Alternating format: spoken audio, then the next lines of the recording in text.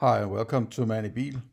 I thought I would add a few comments to a new TV series on Amazon Prime called The Rings of Power or Lord of The Rings of Power.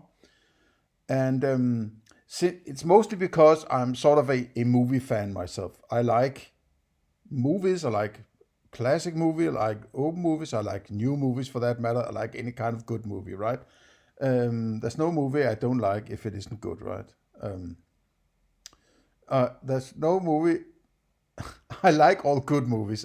Never mind what category, being it horror, being it melodrama, uh, suspense, whatever it is, as long as it's good, right? And that's a purely subjective thing, of course, right? Um, so I'm coming from a sort of movie fanatic, or fanatic is a strong word, right? But a movie buff. I'm sort of you're slightly on the nerdy side, you could say, on movies, right? It's not just entertainment, though I like entertainment, but you know, I like it also to be something that is for keeps, so to say, right? I have a movie collection. I have a rack of Blu-rays and DVDs and so on, and a lot of it is older stuff, like from the 30s, 40s, even back to the silent era, right? I have a few, let's say, favorites even from the silent era, right? Something like Metropolis, for instance, right, which is sort of fantastic, all things considered. Going on towards its 100th birthday, right, in 5 years. But I liked very much The Lord of the Rings, the first three, the first trilogy by Peter Jackson, which premiered a good 20 years ago. The first of them, they were very sort of. They came to me. They came out. I never was I never read The Lord of the Rings. I never was interested in that kind of. I'm not into fantasy or anything. It always seemed kind of weird to me. And one of the things I also remember from my young days is that, in like, what I liked least about Star Wars was the dark side and the Force and all that. That seems like woo woo shit to me, right? I've also always been on that, let's say, natural science side of things. And actually, now I think that Force and that idea of morality and switching between good and bad, and so that's actually what makes it interesting now, right? So as you grow up, maybe there things change, right? But I was actually surprised when I saw the first movie back in 2001 in the theaters, how engaged I was in it. It was like I was sucked into this thing, like, and I was like, I was disappointed when it ended. I so badly wanted it to see the next installment next week, or in an hour or something like that. I couldn't wait to the next movie, right? And it was like I had seen a sort of cinematic miracle or some kind, right? That was the level of experience I had those 20 years ago. A lot of things has happened since then, both in storytelling abilities and also in computer graphics, abilities, right? And it seems like they sort of have an inverse, you know, um, proportionality as it has become easier and easier to do CGI or computer graphics. The less there's focus on telling a good story, it seems, right?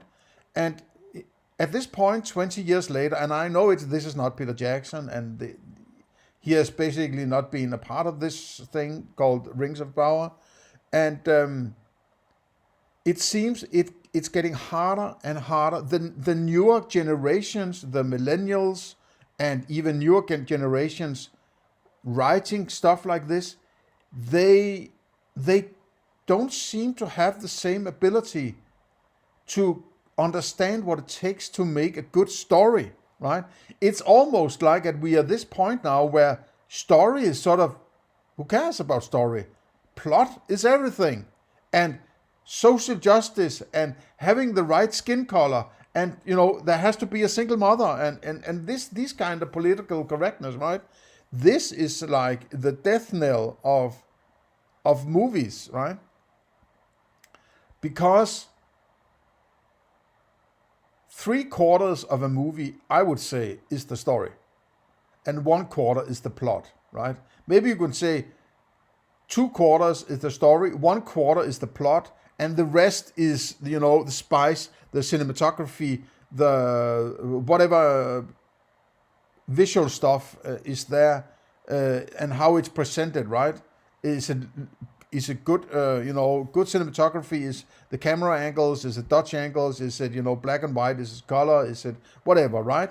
The palette of the movies and so on. These things are sort of the 4/4, right? But I'm pointing out that what drives these things to success is good stories. It's the story. It's not the plot. It's not what happens physically. It's what's going on in these people, and that which you can reflect on, right?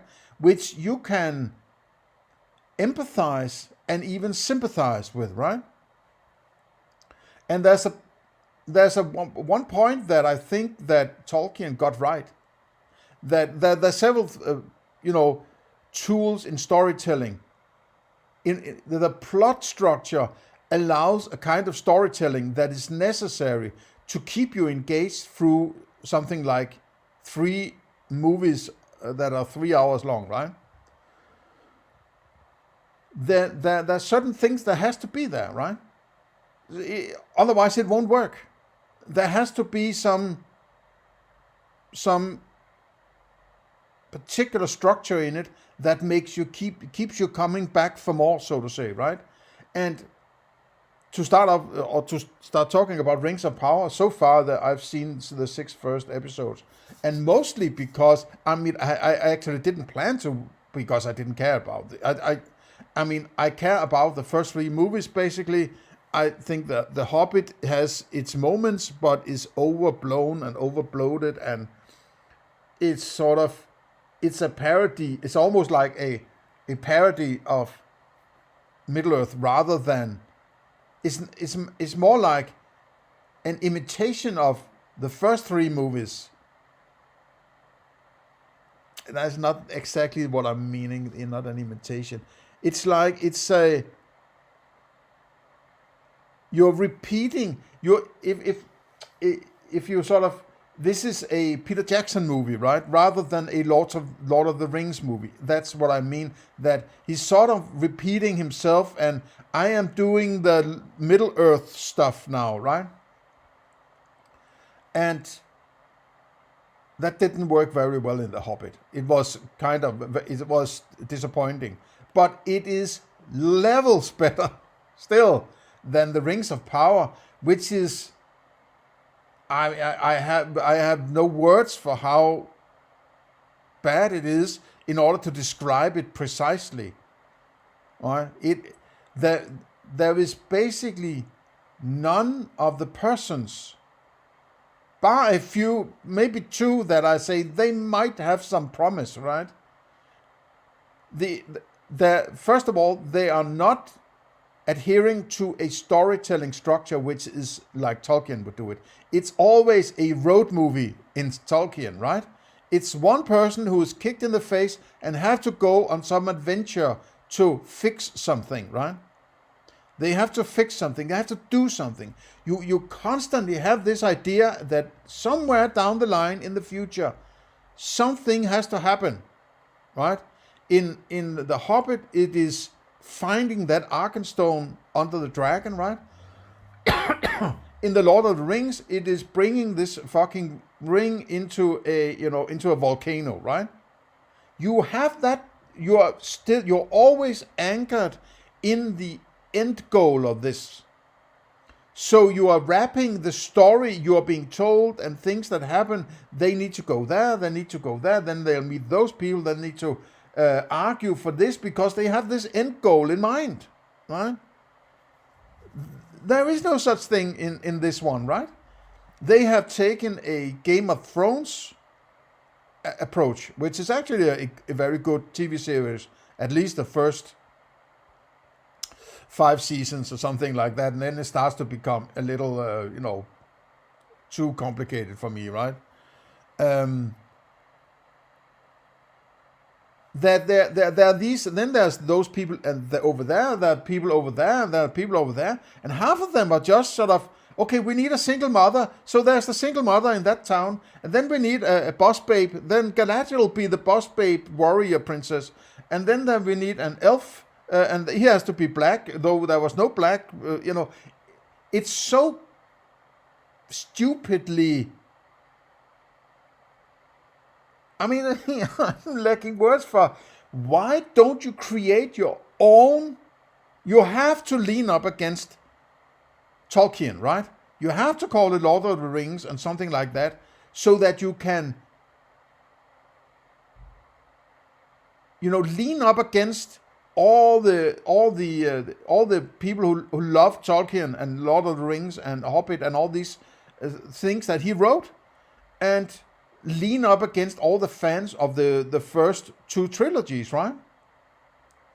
And saying, this is Lord of the Rings, to try to bring people in, and then you're saying, well, we'll have, colored people and single mothers and boss babes shoving men around, right? It's like, what the hell is this, right? This is not Tolkien, right? They are, they're basically shitting all over Tolkien, in my opinion, right? It's like bringing people in who are saying, whoa, Tolkien, I love Tolkien stories, right? And then they have bastardized it completely, and sort of in this way they're trying to lure you in by sort of gaslighting you, or what's it called, bait and switch, right? That you're lured in with something, and then I switched it around and saying, well, this is basically a social justice story instead of, and sort of feminists and it has to be strong women and weak men all through the thing, right? Except a few that needs to be alpha males that the boss babe women may do some romantic stuff with, right? Or they have to be sort of half-broken alpha males or something like that. Yeah, they could be, for a one-night stand they might work, but they're not long-term whatever, right? Something like that. It's awful. It's not just, I can't find any redeeming quality about this series, right? I can't see anything good in it, right? I can only see crap. I mean, there are a few actors who are doing a decent job. Personally, for me, the most interesting story is the Gandalf, the Meteor Man, right? And might be a few spoilers here, so you are warned.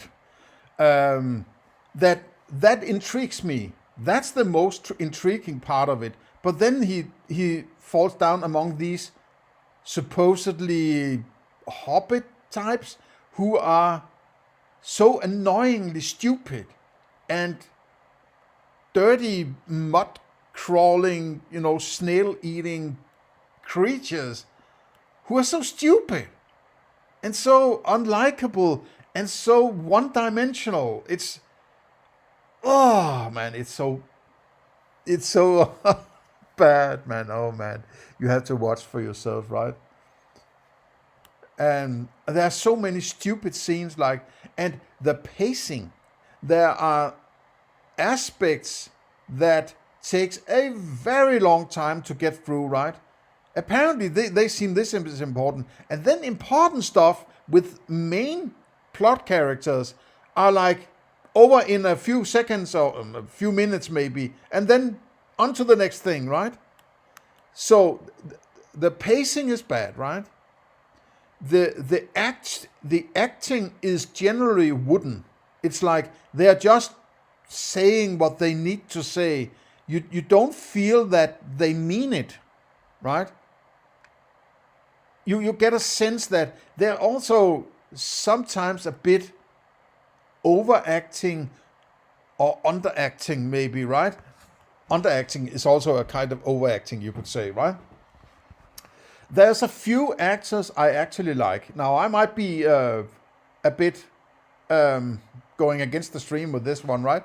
But I actually like the actor who plays Galadriel, or Guy Ladriel, as some people call her, right? I actually think that in the right hands, she could be a good actor for this role. She has this kind of, even though she's quite small in size, right? But she has this kind of Jeanne d'Arc kind of air about her, right? In the right hands, she could actually possibly be a very good actor. But she is giving nothing to work with. It basically seems like she's been told, you should just look like a bitch, right? And be snarly, what's it called? And snappy and angry and yelly all the time. And I actually, through the, between the lines, sense that a bit of that she is sort of feel. I could very well understand if she feels a bit, this bait and switch. She has been lured into this, say, oh, Galadriel, and she's interesting, and then when she get to the, to the set and being told what to do by the director, just be bitchy, and go over there and be bitchy, and then look at that guy and look bitchy, and talk to that woman and sound bitchy, right? It's like, I can understand if she feels that she has got no depth to her character to work with. She just had to be this psychopath warrior, elvish princess of some kind, right? I actually think she would have something to offer if she has gotten the right directing and the right story, right? I like I'm not sure about the actor playing Gandalf, or what I believe the Meteor Man, right, is Gandalf arriving to Middle-earth. That storyline is intriguing to me. I don't know why, but there's something about it. It's so out of the blue, right?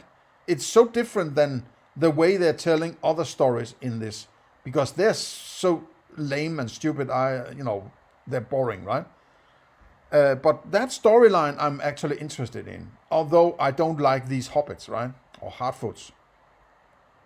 The most intriguing to me is the Gandalf story. How that will evolve, I am interested to see. That's basically mostly what keeps me sort of slightly interested in it, right? And then I like the guy playing Elrond. He seems to be capable of carrying that kind of balancing. He's sort of mellow character. He's sort of he's not hard-nosed like some of the elves are. He's more sort of trying to negotiate and find solutions. I like that approach, because a guy like that is needed in the Elvis community, so to say. They can't just be, we are living eternally and we are perfect. That seems a little also too, and maybe that was something that could be criticized about the Peter Jackson version of the elves. They're just so superior in their approach, right?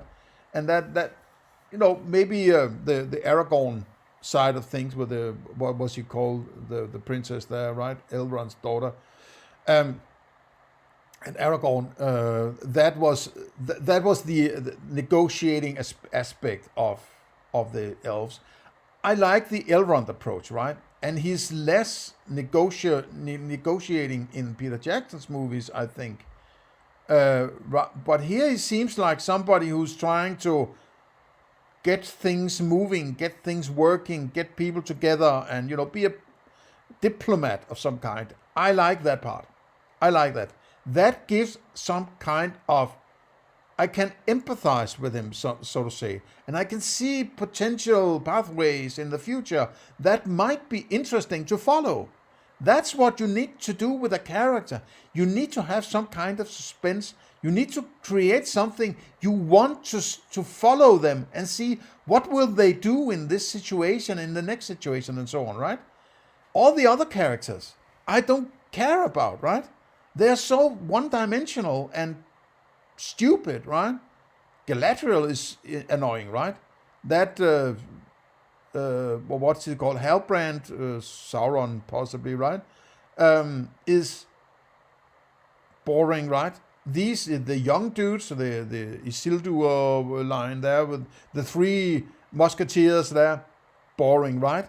And the Elendil is boring, and the all the female characters are basically boring, right? They're just there to be a single mother and a black person, and whatever. It's like they're there to be a certain version of what is politically correct to be as a woman, right?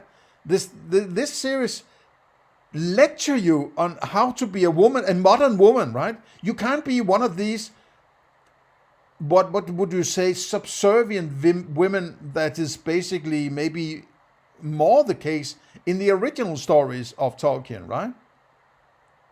Which were basically written 100 years ago, right?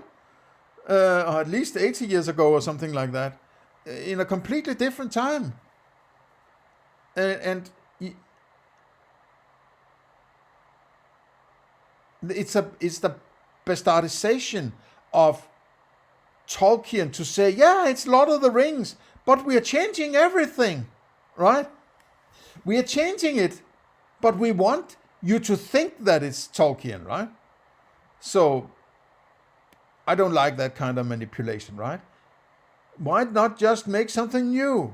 If you want to get away from Tolkien, why do you want to label it as Tolkien, other than try to bait and switch people into watching this, right? So, and it's this kind of calculated bullshit I'm fed up with, right?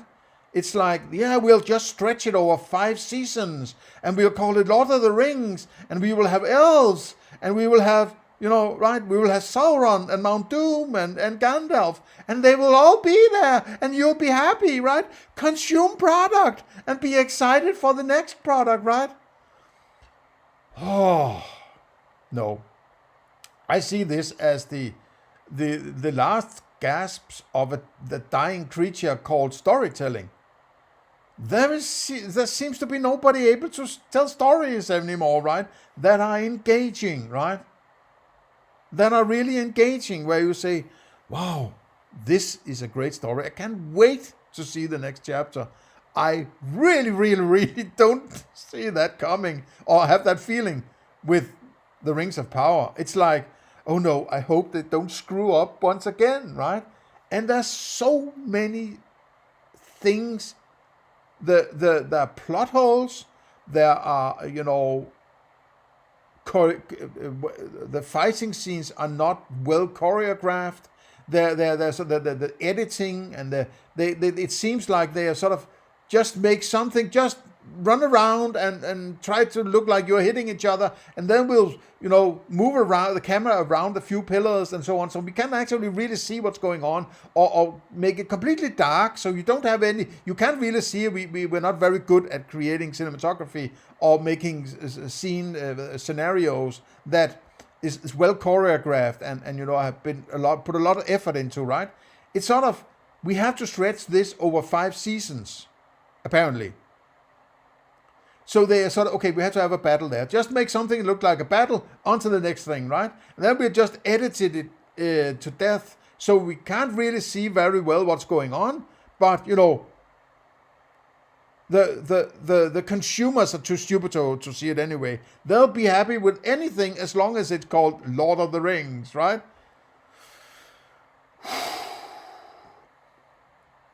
It doesn't bode well for fans of good storytelling, right?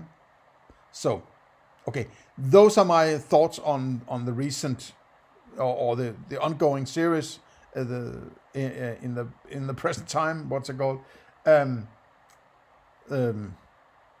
Called the Rings of Power, and they, as I say, you might be very disappointed in what is going on there. So, see you later.